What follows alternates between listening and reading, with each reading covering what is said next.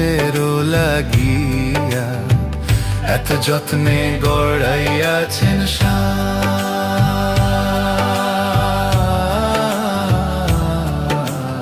এই যে দুনিয়া।